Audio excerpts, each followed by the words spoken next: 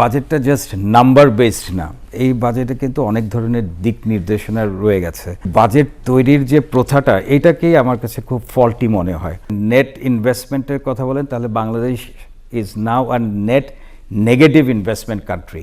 কর দেওয়ার থেকে মানুষ বোধহয় বেশি ভয় পায় ওই কর ডিপার্টমেন্টটাকে। থার্ড ল্যাঙ্গুয়েজ স্কুলগুলোতে ইন্ট্রোডিউস করছে, এটা যে কত দূরদর্শিতার পরিচয় এবং এটা যে কতটা হেল্প করবে বাংলাদেশকে আজকের থেকে 20 বছর পরে যারা গ্র্যাজুয়েট হয়ে বেরোবে। And the world is becoming very global. একটা থার্ড ল্যাঙ্গুয়েজ অ্যাড করাটা ওয়াজ আমার একটা সাংঘাতিক সুদূর প্রসারী একটা চিন্তা ভাবনার লক্ষণ। আগে অ্যাকচুয়ালি আপনার ইনকাম পোটেনশিয়ালটাকে দেখা উচিত।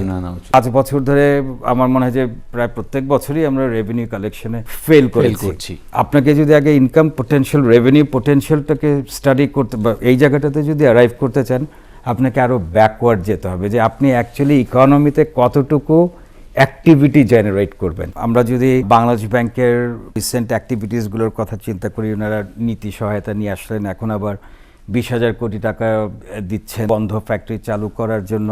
অর্থমন্ত্রী একজন নিজে ব্যবসায়ী প্লাস উনি একটা চেম্বারের প্রেসিডেন্ট ছিলেন, তো উনি আমাদের প্রবলেমগুলো বুঝেন।